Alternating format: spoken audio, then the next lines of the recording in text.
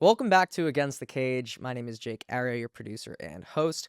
Our colleague Scott is still in recovery for his procedure, but I am joined by our other co-host, Eric Richter. Eric, we made some news last week with your revelation about the ESPN UFC Netflix media rights deal drama. Have you heard anything new about this saga going on?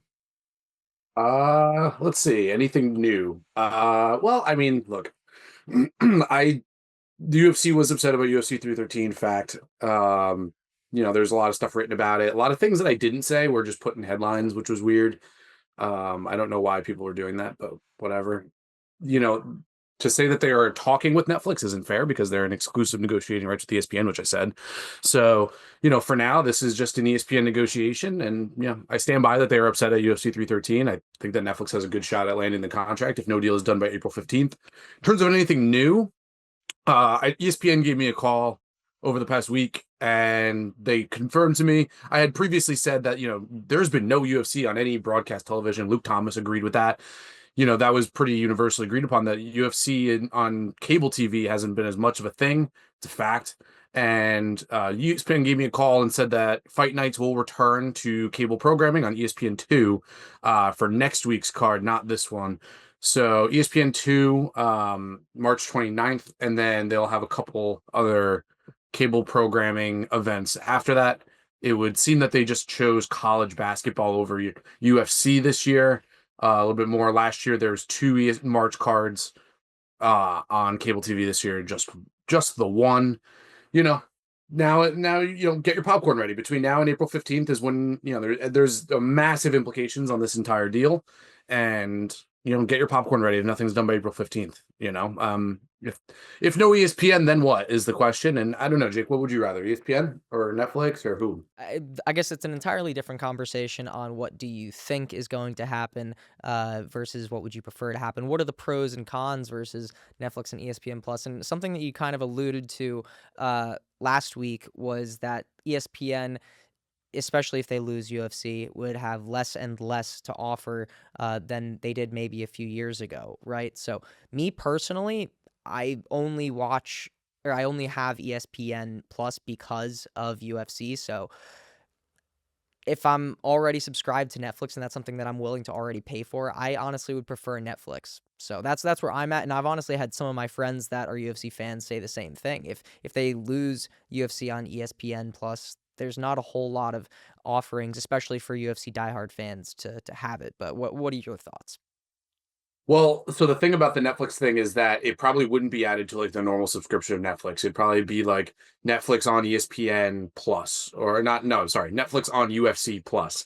So, I think that, in that case, like you would probably still have to dish out some money. So I'm sorry about that. But, I did get some feedback. ESPN Plus is basically revolved around ESPN, around UFC at this point. So, yeah, ESPN kind of can't afford to lose it. So there's good leverage here for the UFC. I still stand by that. So, from my perspective, I think that the UFC will get what they want, and they'll get it either from ESPN, Netflix, or a combination of multiple streaming platforms. I would personally rather them stick with ESPN, but my opinion doesn't matter. Sounds good. And before we close this out, if you could you expand on that April 15th deadline? If we don't see something by that deadline, what do you think is the most realistic scenario? Well, that's the $1 million question. I don't know it.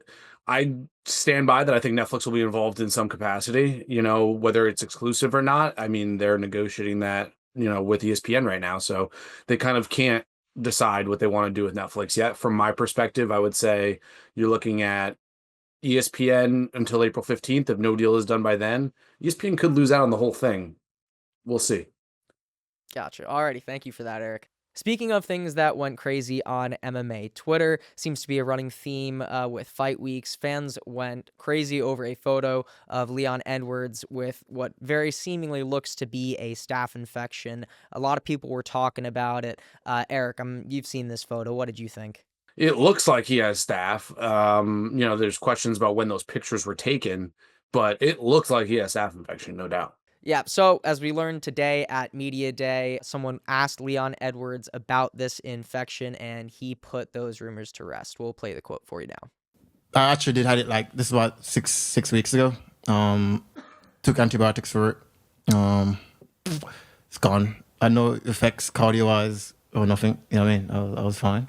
I don't know if it was staph. It was like a bite or something, but So yeah, I mean, it looks like staph. He says that it's not staph. He says that the pictures were 6 weeks ago and that he had some kind of a bite, which is what staph looks like, right? As somebody who has had multiple staph infections in the past, I've had a pretty terrible history of staph infections. I actually almost lost my left arm because I had such a bad staph infection. So, as a grappler, as a jiu-jitsu guy, dealing with staph is something that you deal with all the time.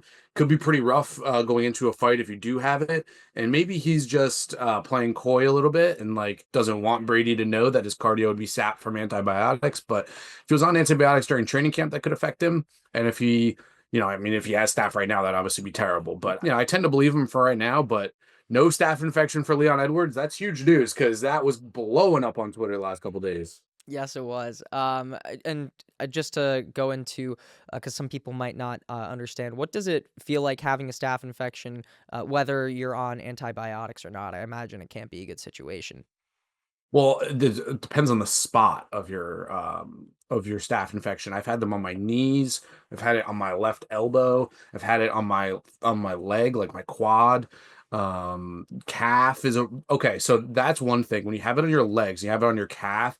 That's actually the worst spot, or like your foot, because when it comes to staph infections, you're trying to avoid blood going down to it, and it gets more infected the more blood is on it. So like just the way natural gravity hits, blood rushes down to your leg when you take a step, and then that aggravates the staph infection more. And it's just the worst. Like you won't be able to walking will be difficult. You got to get that figured out like really quick because it just aggravates it and aggravates it and aggravates it. So yeah, lower the body is for the infection, the worst. Obviously, you don't want it near your brain either, but yeah, that in my experience, that's what it's been. And so obviously sounds very significant. Because of that, things like this usually affect betting lines. Can you talk to us about some of that situation? Yeah, so I'll talk about this a little bit more, but Leon Edwards opened at plus 105 against Brady and kind of stayed steady. Brady was like minus 120, and now like he's like minus 185, minus 190. I think that's just crazy.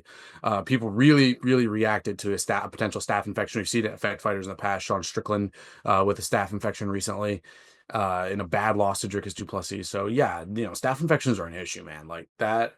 You do not want a staph infection going into a fight. We've seen it affect many fighters, and hopefully Leon's not dealing with that here. It sounds like he's not. Yeah, so that's a brief look at this coming weekend. We're gonna do a full deep dive in just a moment, but before we do that, let's look back at this past weekend in the warehouse. And you know what? Starting out, the card actually did have some good finishes. 9 finishes on the card. We're gonna go into our winners and losers segment. Eric, how about I just start off with a couple winners? Maybe you want to give me one of yours, and then we'll go into the losers. How does that sound? Well, can I pick the one that I bet on? How about Chidi and Jokuani? There we go. Amazing performance, fantastic performance. I love, bets have been red hot last couple of weeks. So yeah, excited to give out some more picks today. But regardless, Chidi and Jokuani wasn't really able to be taken down like we expected. His clinch game is nasty. I'm a fan of GD, to be honest, and I think the UFC is a fan too. He gets highlight reel knockouts, he stands and bangs, and his takedown defense is getting better. So he's definitely improving. I know he's not that young, but he's a guy to watch. I think he's a guy to watch in the division. I think that's the main takeaway from the card. There we go. Alrighty. For me, the couple that I chose, like yourself, as a grappler, I love jujitsu and submissions. Damon Blackshear, he is starting to rack up just unique submission wins. Of course, he has one of the few twisters in UFC history, and came away with a Kimura over the weekend, which for a submission that you learn maybe on week one of jiu-jitsu, we don't see a ton of those in the UFC, maybe because people have gotten good at defending it, but love to see a good Kimura. As well as Kevin Vallejos had just a very clean shot, right hand into ground and pound.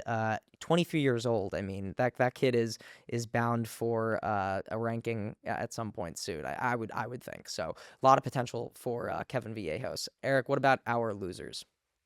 Anyone who watched the main event, And it was predictable too. I don't even know how Marvin Vettori is still getting main events. I don't even know how he fought for a title at one point. I mean, this is crazy. I know you were saying last week that the fact that this match got made, you were just puzzled by it. It made no sense. And it's like, then you're going to headline the card with it. And the fight wasn't good the first time and isn't good the second time. I'm curious, does this do any? I mean, a win is a win. Some are better than others, I would say, but does this do anything for Roman Dolidze, you think? No. Like, I mean, the Leeds is going to have to win like 3 more fights to get a title shot, unless he gets a short notice replacement shot. But and like he's just willing to take a fight on no notice. But no, this fight doesn't really do a whole lot. It didn't really do anything. Honestly, Cheaty should have been in the main event last week. Honestly, he's more exciting than anyone. Him and Damon Blackshear could have been the main event, co-main event, and it would have been probably a better card in my opinion. I think Cheaty's super underrated. I think Blackshear is really good too. Alrighty, so that's last weekend wrapped up. Let's move back into this coming weekend. We got Leon Edwards, of course, the former welterweight champion of the world, taking on Sean Brady, who has picked up 2 wins in a row after losing to Bilal Muhammad, who, of course, is the person that Leon Edwards lost his title to. Eric, what do you make of this fight? I mean, in the welterweight division, there's so much going on with these top contenders. How do you look at this fight? Super fight. Honestly, this is a super fight. This is one of the best cards, and I know we're gonna get to Scott's rating at some point here. Can't wait to hear what it is. But for me, like Leon versus Sean Brady, such a fun fight. Bilal Muhammad has fought both of these guys. He's beaten both of these guys, so the fight makes a ton of sense. And Sean Brady, while he beat the brakes off of Gilbert Burns last time, I'm interested to see, is Gilbert Burns still that dude? Because Gilbert Burns kind of looked like a shell of himself the last time that he fought. I'm not sure if Gilbert Burns is still that guy. I mean, after he took that beating from Jack Della Maddalena, I was there for that. He was sobbing in the octagon for a while, a long time, and then he was crying in the stands. Like, I think that loss had a bitter effect on Gilbert Burns, and I do think that wins being a little bit overrated for Sean, and I think that Leon's being a little bit slept on here. He gets to come in here in his home country. He's the countryman of England, and he gets to fight Sean Brady. I'm very excited for this fight, and I mean, this is probably one of the best. I would like to look at it, but it might be the best fight night main event besides the time that Chael fought for a title, which was on Fox. Best fight night main event ever. It's up there. It could be like pre-fight without just without looking at it. I'd like to even see what the all-time ranking list was of that. But in terms of fight night main events, I think it's one of the best ever. So one thing that you'd mentioned is that, perhaps maybe Sean's win over Gilbert, he maybe looked like a little bit of a shell of himself. Another person who didn't really look themselves is Leon Edwards when he was fighting Bilal Muhammad. Of course, Bilal looked great. He was able to stand with Leon as well as grapple with him. But what did you make of his performance in that fight? And do you think that we could see more of the same in this fight? Well, that's the $1 million question. I would expect Edwards to be way more ready for the takedown. Like Sean isn't coming forward as a volume striker, threatening the takedown the whole time. That's what Bilal does, and I think that's a tough matchup for Edwards. I don't expect Sean to do that. I also think Sean's more hittable and less volume, and like maybe the knockout power is like a touch better than Bilal's for Brady, but for me, I think that matchup's a little rough for Leon because he doesn't have the volume advantage and he doesn't have a grappling advantage. But I would say that I would expect at least that Edwards will have the volume advantage and the power advantage on the feet, which is a totally different than what he had against Bilal. So yeah, I think that this should be a better matchup for Leon, no doubt. Bilal's an excellent takedown specialist, and I think that Brady might have shown that against Gilbert Burns. I'm just not 100% sure if that was Gilbert Burns at his peak. Yeah, another thing too is if Sean does end up getting Leon to the ground, Leon's never been submitted. And, we saw him in the Kamaru 2 fight. If he does end up getting grappled for, a majority of the fight, he's dangerous. He's not someone you could count out even in those final rounds if a decision is going the other way. One question that I do have for you is because Leon Edwards was scheduled to fight Jack Della Maddalena first, and now, he's got his replacement against Sean Brady. Do you think he got the short end of the stick, or is this a better matchup for him? I mean, he gets the headline at home. I think that was like super important for him. This is good for him. It's good for his country. It's good for his star rising.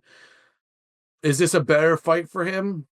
I don't know if it gets him any closer to a title, but it might. He still, if he with a good performance, I think he can get a title shot no matter what. So honestly, I'm going to go with this is a fine fight for him to take. Almost no difference. JDM getting a title shot, obviously that's way better for him. Leon wasn't going to get a title shot, so that kind of negates that. I would say that this is fine. Like if he has a good performance, he's going to get a title shot. I think the same can be said for Sean Brady. This is a number one contender fight, honestly. Whoever wins this fight should be fighting for the title. Do you think you would skip over Shavkat though? Well, Falcott's injured. Yeah, that's true. So I don't know when he's coming back, but Yeah. Or how about maybe we could settle on this is that if Shavkat is healthy by the next time that Bilal is ready to fight, Leon would basically get hit. Leon's next fight would be for a title should he win this fight. yeah, I mean, he had said that he'd be back late summer, early fall. I don't know if the UFC is going to want to hold up this division that long. Like they got a business around. Yeah, that's something that they've been talking about more recently is having champions defend their belts. Yeah. 100%. And then, of course, we also have our co-main event, which, like you're saying, for a fight night, this card's very, very good. We got Jan Blachowicz taking on Carlos Ulberg at light heavyweight. What do you think about it? So, I mean, they're trying to build up Carlos Ulberg. We know that he's 11-1. He's only lost one fight, and most of his fights are finishes in the first round or submission. We know that the UFC are pushing people like that, so they want to see finishes. Now, for me, I think this is the line. I think is very disrespectful to Jan Blachowicz, who's been awesome. Like he went to a draw with Magomed Ankalaev, who's the champ, and then he's had a split decision loss that he could have easily won against Alex Pereira. I don't see why the line is this far for Blachowicz. Blachowicz has struck with everybody. Alex Pereira, Israel Adesanya, he struck with and beat him at light heavyweight. And that was like the first time Izzy had even lost, like in a long for the UFC. So for me, I think that this fight's awesome. I think that Ulberg's the rising star. He's 34, so it's not even a prospect anymore. But call him a rising star that they're trying to fast track to a title shot. And then Jan is kind of like the gatekeeper, and we're going to see what he has left in the tank. He hasn't fought in a while, so we're going to see what he has left in the tank. The last time he fought was July of 23, I want to say. So it's been a minute. So that's another big question is whether or not ring rust is a thing. Dominic Cruz would say no, but that question has yet to be fully answered yet. So I guess we'll see on Saturday night. Alrighty, so for those who do want to watch the card, the prelims start at 1 p.m. Eastern time, and that main card starts at 4 p.m. Eastern. Let's look at some of our fights to watch. Scott, of course, is not here, but the fight that he is urging you guys to look out for is Nathaniel Wood out of England taking on Morgan Charrier. Eric, what do you got? It's a beautiful pronunciation. I see. Leonor Kavanaugh is fighting Felipe Dos Santos. That is an awesome fight. And you guys ever watched Kavanaugh fight? He's at 125, right? And Felipe Dos Santos has fought Manel Kape at one point. So these two guys are expected to be really, really, really really talented for this division. Kavanaugh had one of the crazier knockouts I'd ever seen. I believe this fighter he was fighting John Morgan, I believe Ryan Morgan. It was really John or Ryan Morgan. But in Cage Warriors, and he absolutely knocked a guy out cold in that fight. His body kicks are awesome.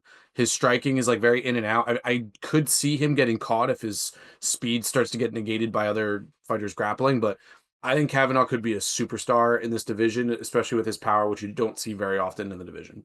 Sounds good. And listen, we've been talking about the quality of this fight night. So let's go to Scott's event rating, which I know you're very interested to hear. And it's a 52, which for a fight night is very, very good. Keep in mind, this rating scale has all of the UFC cards. That includes pay-per-views. So a 52 is a very strong rating for a fight night, and it shows with the fights that we've been mentioning. But to close out this weekend, we've got our man Eric Richter here, one of the gambling aficionados here at the Post. So 3 bets, 3 minutes. Eric, what do you got for us? We're 5 out of 6 in our last 6 picks, and the only pick that we lost was a 14-1 long shot on AJ Cunningham, which actually kind of had a shot. So I'm pumped up. 3 bets, 3 minutes. Let's get into it. We're gonna go with the main event.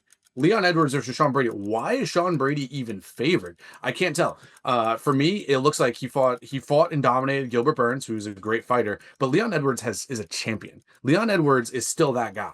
Leon Edwards is just a guy who was 48-47 against Bilal Muhammad not that long ago. And Bilal Muhammad is way better cardio than he does. And he surrendered 9 takedowns to him. But Sean Brady is not a combining a chain wrestler. For me, I'm going to go Leon Edwards on the money line plus 140 all day long. I think that line's going to go down by fight time. So we'll go back to the co-main event here as well. Jan Blachowicz versus Carlos Ulberg. I'm going to go with Blachowicz by decision. It's plus 510 right now on Bet Rivers. I think that's an amazing line as well. Again, Blachowicz, he hasn't fought in 18 months. It's been a while.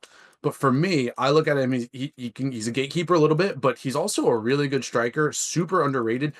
For me, like we haven't seen a lot of Olberg after the first round. He did get knocked out in the second round of a fight against lower competition. So, like on this one, I'm thinking Blachowicz can actually stand and bang a little bit longer than Olberg would like to admit, at least in the beginning. And then I think that Blachowicz could grapple, or I think he can continue striking. His leg kicks are really good. So for me, I think Blachowicz has a really, really good shot here to spring the upset, big upset. And then for the last one, Gunnar Nelson versus Kevin Holland. Kevin Holland doesn't care. He says he doesn't care. And when someone tells you something, believe them. Someone tells you something about themselves, believe them. Kevin Holland doesn't really care about anything. He gets frustrated in the octagon. He got no composure.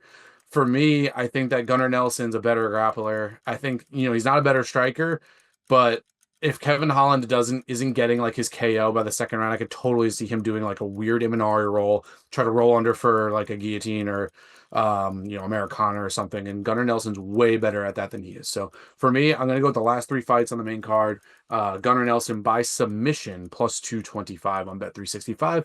Those are your 3 bets in 3 minutes. Alrighty. Thank you, Eric. So that is this weekend closed out. And just a couple more things, some bigger quick hits, if you will, that we're going to expand on. It's been recently rumored via Beneil Dariush on Submission Radio that Max Holloway would be Dustin Poirier's final fight, hopefully in Louisiana and New Orleans. Personally, I loved the second fight that Max and Dustin had. It was one of the first actual fights that I sat down to watch on a pay-per-view back in college. So that fight holds a special place in my heart. Dustin is, obviously he didn't get that title that we were, him and a lot of fans were hoping that he would one day get.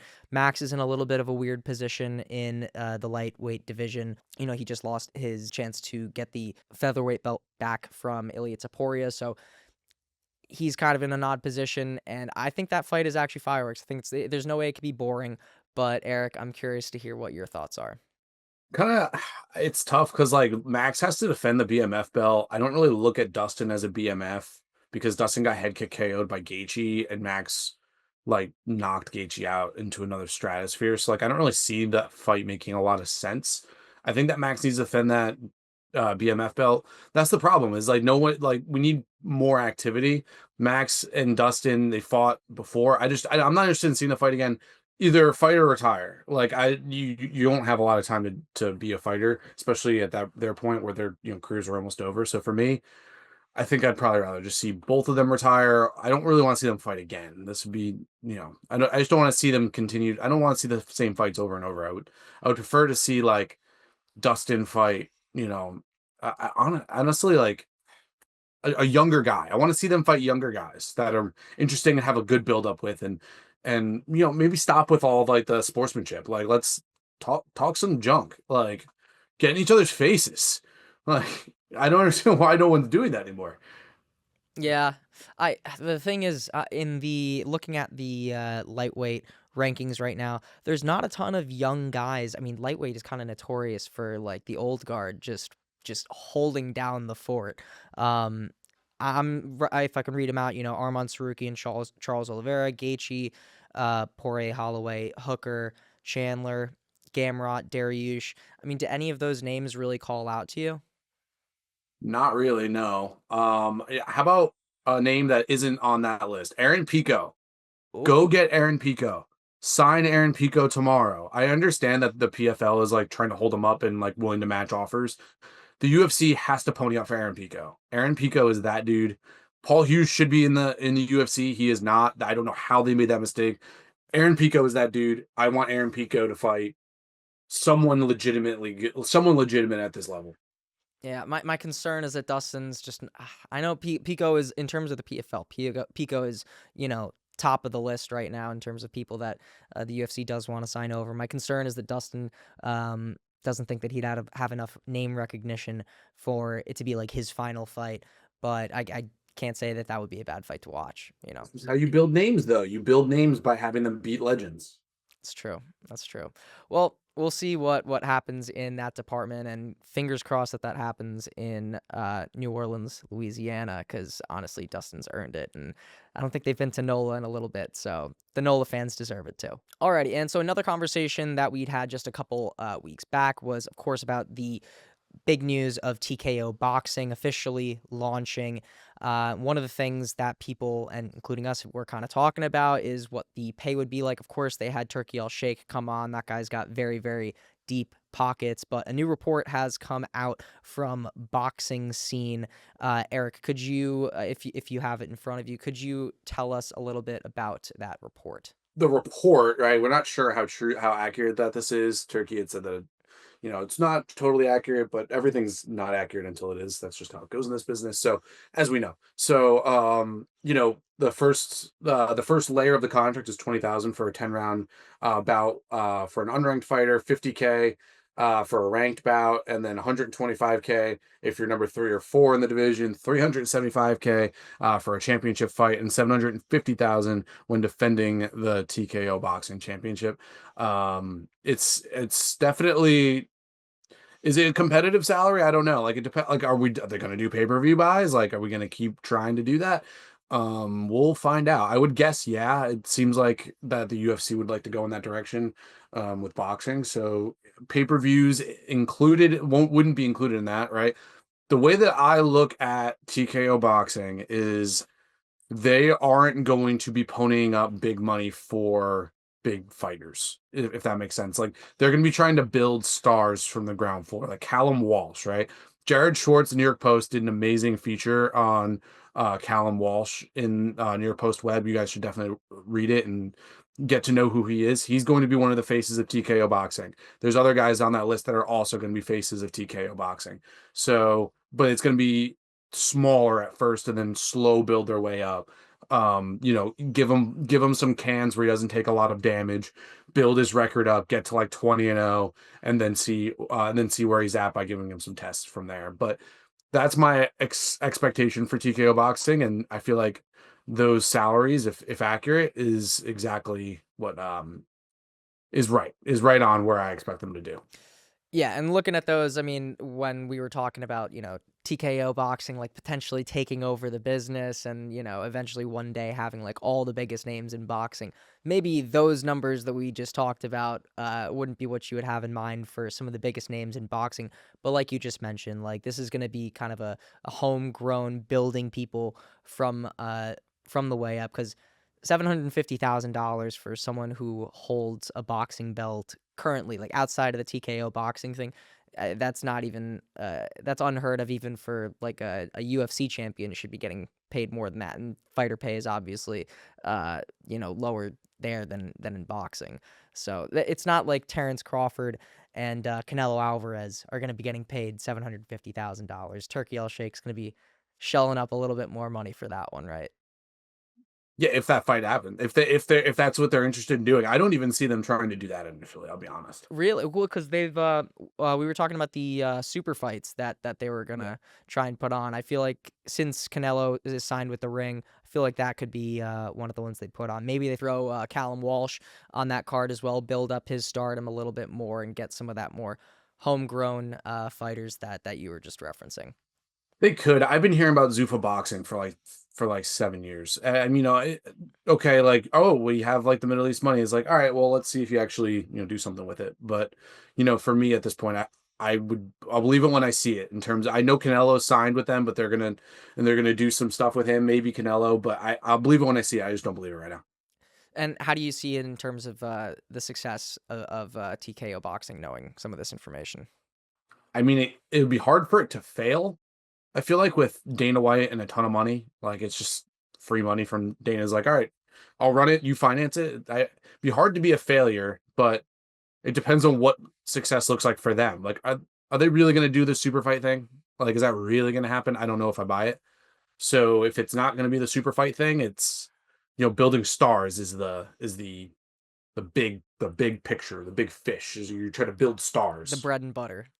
Yes, that's what they do. They're a PR company. They usually are very good at building stars. Not so much recently, but usually they're very good at this. Yeah, it's Let's the see. storytelling. I honestly, that's probably, and this is honestly, it could be a whole podcast conversation, is how the UFC, in terms of telling stories, because that's the thing about like differentiating the UFC from the PFL, right? Is the PFL, they have some of their, people that like, for instance, Dakota Ditcheva, that build themselves up to a point where they're kind of like undeniable, but the UFC is kind of like, that's their shtick. They build up fighters like no one else. And PFL, holds himself as like the best fighting the best. Sometimes that just isn't enough to get fans intrigued. So if TKO can do that, I think that would really differentiate themselves in the boxing space. So I have full confidence that they can do it, because they're the best in the world at doing that. Great. Jumping into some other news that we had. Davison Figueiredo and Corey Sandhagen's the headliner for Des Moines, Iowa. Bo Nickel is the co-main event for that fight against the Ritter.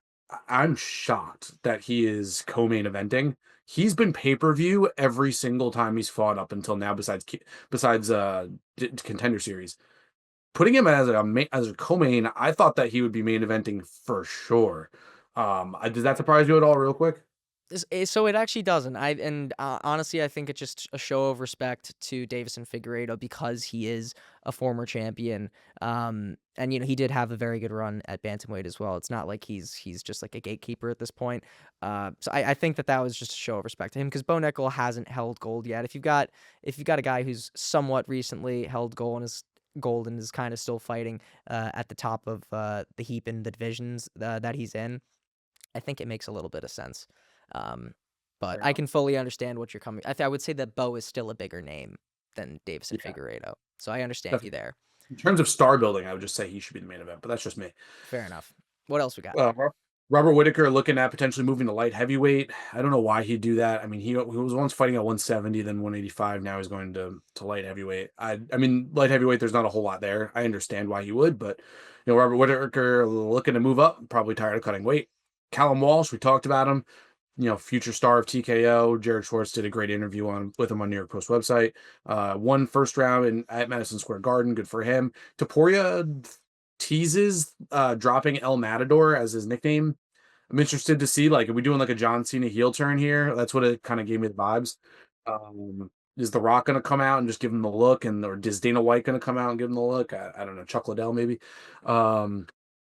Yep. And then Jake Paul's boxing company signed Alicia Bumgarner to a contract. I would assume that they're going to try to build her up like they do Amanda Serrano. And then Bare Knuckle FC, if this is even combat news, announces a new league called BKFC Ice Wars, where they have bare knuckle boxing matches as if it's a hockey game. So Actually, no, those are they will be wearing MMA gloves. yes, I saw that. That's crazy. Yeah, I don't. We got car jitsu, and now we got sanctioned ice hockey fighting. I mean, it kind of already was sanctioned I'm in gonna the fight in NHL. Karjitsu. I'm gonna fight in Karjitsu one day. Get ready. There we go. Breaking I news. have an open invitation on Karjitsu. Anytime I want to go, they said let me know. I'm like, all right, maybe. I'm gonna see if I can come film it for work. Yeah. Alrighty. Tough. Let's go over my homework assignment, Eric. Could you remind the fans Sure. what we had? Yeah. Did you watch Chuck Liddell, Wanderlei Silva? I did. Okay. What'd you think? So, the first round, it was Chuck Liddell. I mean, dude, this guy is just a headhunter. I knew that Chuck Liddell was like kind of a wild guy. This is the first of his fights that I've watched front to back, start to finish. This guy literally comes to take your head off. Like when he's throwing like right hands and like looping lefts, like he's coming to take your head off. A lot of crazy exchanges. Vanderlei, when the two of them would get into the pocket and Chuck starts swinging, Vanderlei swings just as hard as well. But Chuck was the one who was landing the shots. He was getting his timing right, and Vanderlei was missing. There were quite a few times where Chuck had Vanderlei up against the fence, and you just thought that he was finished, and Vanderlei just doesn't end up going down. I mean, he did go down a few times, but like I said, he had a lot of toughness in that, and he also got some good shots off on Chuck Liddell at some points. His counter punching is Yeah, actually really yeah. His counterpunching, solid. he had some knockdowns on Chuck too. So all around great fight. But I'm Yeah, curious what that's an all-time great fight. Liddell, obviously in the third round, like it's so funny. You look at him, can't even lift his hands up. He gets a takedown, and then afterwards he celebrates. He's like, "I got the takedown." It's pretty funny. But you want to talk about your next homework assignment? You ready? Yes, please. I'm ready. Get your planner out. Anderson Silva versus Chael Sonnen, 5-round fight, UFC 117. Unbelievable fight, an all-time great. And if you haven't seen it, if you don't know what happens, don't spoil it for yourself because it is improbable, impossible, and Chael Sonnen is undefeated, undisputed. There we go. So I'm not going to spoil it. I have watched the 5th round, but I feel like the preceding 4 rounds are just as important as that 5th one. So I'm going to go ahead and give that one a full watch, and we'll report back. More juice than Tropicana in them. There we go.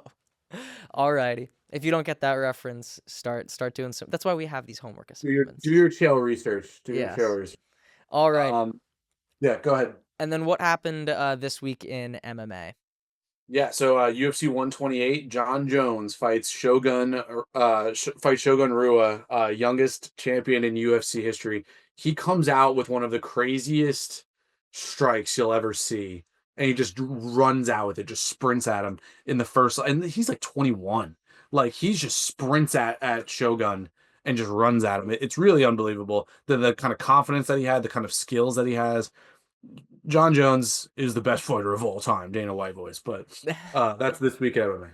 There we go. Yeah, I mean, I honestly that could be a fight. It's not a very long one, but I feel like that's such an important moment because I mean that record still stands to this day, and they had no idea what was going to happen. I mean, they knew that this kid was going to be a star, but like looking back at these past 14 years that John's been doing this, it's kind of crazy to look back on. Let's just hope that they make that Aspinall fight, please, MMA gods.